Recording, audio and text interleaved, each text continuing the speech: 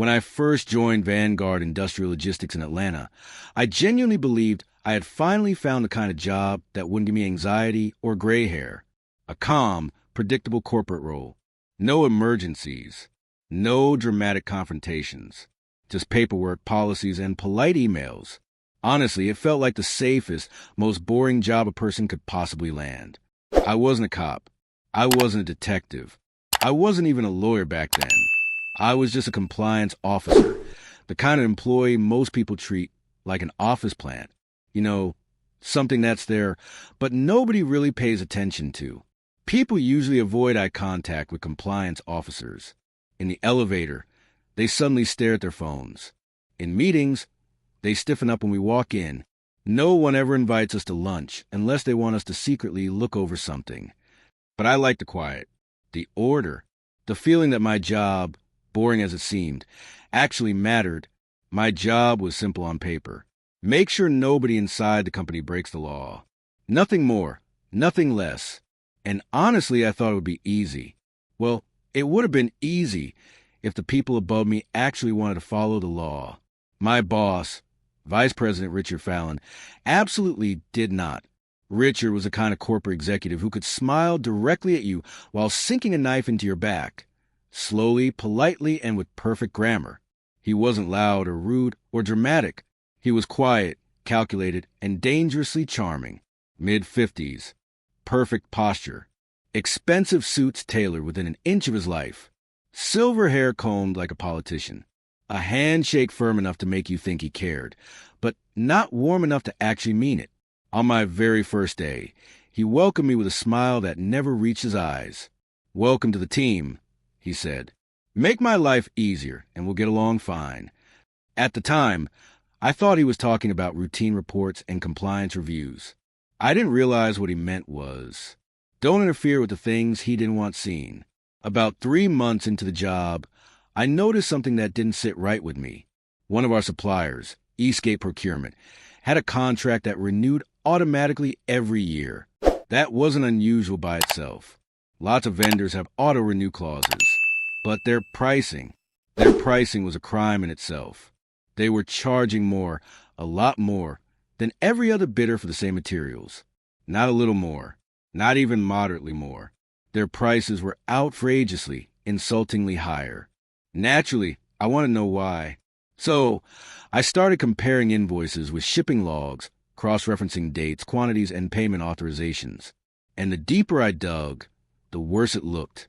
Shipments didn't match invoices. Payments were approved faster than usual. Signatures appeared digitally copied. And strangely, there hadn't been an audit on Eastgate in almost 3 years, something virtually impossible in a company our size. I emailed Richard that afternoon. "We need to review Eastgate. There are inconsistencies." 28 seconds later, he replied, almost like he was expecting the question. "Drop it. Focus on onboarding documentation instead." Short, sharp final. That was red flag number 1. A week later, a man from Eastgate showed up at the office. I had never seen him before. Well-dressed, expensive watch, confident the way salesmen are when they know the deal is already in the bag. He carried a glossy black gift bag with gold tissue paper. He asked for Richard by name. No appointment logged. I found that strange. When Richard walked him out to the parking lot afterward, I happened to walk past the hallway window at the perfect moment. The man slipped something into Richard's jacket pocket. Smooth, quick practice. Richard looked around, making sure no one saw. He didn't know I had turned the corner early and witnessed the entire exchange. Later that day, still acting like I knew nothing, I tried again. "Richard, I really think we need to audit Eastgate." He didn't even look up from his laptop. Compliance officers who create problems don't last. Be smart. A threat disguised as mentorship. Red flag number 2. And this one was loud. At that point, the situation felt wrong on every level. So, I did what any good compliance officer does. I started digging quietly. Emails, call logs, payment approvals, archived invoices, vendor communications, random notes attached by lower-level employees. I connected dots until the picture was crystal clear. Eastgate was bribing purchasing managers, and Richard was approving every shady transaction on the back end. And not small bribes, either. We're talking luxury hotel stays, weekend resort trips, training seminars in cities that suspiciously align with sports events, gift cards, consulting fees sent to personal accounts. It was textbook corporate bribery, enough to send half the procurement department and Richard straight into federal charges. I brought the evidence to him gently, hoping he'd understand the seriousness. Richard, these records look like bribery. We need to report this. He slammed his laptop shut, so hard the screen shook. Then he stood up, slowly, like someone preparing to deliver a warning that sounded like a threat. Let me explain something to you, he said. Your job is to make compliance look good on paper, not to snoop around, not to report things you don't understand, and definitely not to accuse your superiors.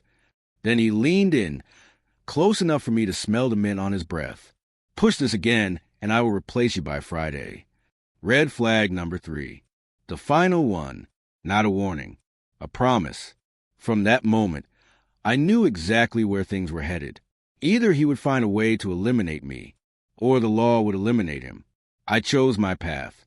I chose truth over fear, and I prepared for war. Every warning email I ever sent, saved in triplicate. Every ignored compliance reminder, archived with timestamp metadata. Every call where he told me to drop it, recorded. Georgia's a one-party consent state, perfectly legal. Every suspicious invoice, every payment trail, every forged approval, every red flag, all backed up in a private, encrypted drive he could never touch. I spent 5 weeks building the kind of evidence package that prosecutors dream about, and I didn't do it out of revenge. No, I did it because I knew exactly how corrupt executives operate. When someone like Richard panics, the first person he throws under the bus is the person who tried to stop him. And I refused, absolutely refused, to be that person. On a Tuesday morning, I received an unexpected calendar invite from HR. No explanation, just a room number. When I entered, Richard was already seated beside the HR director. A neat, crisp folder sat in the center of the table. And the moment I saw it, I knew they were going to fire me. Richard started performance with calm, rehearsed disappointment. We've received reports that you've been investigating departments beyond your authority.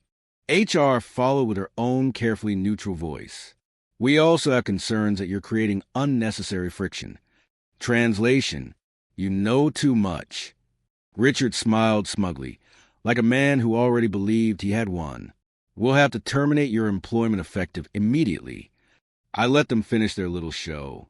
Then I slowly placed a USB drive on the table.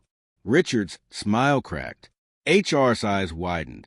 This, I said, is a complete record of every compliance warning I issued. Every time Richard ignored mandatory reporting laws, every invoice showing bribery, and every recorded call where he told me to cover it up. HR's jaw literally dropped. Richard went pale, paper white. But I wasn't finished. A copy of this is already with a federal contact. If anything happens to me, professionally or personally, they will move immediately. Silence. Heavy, suffocating silence. HR ended the meeting in a panic and told us both to leave the building until review could be completed.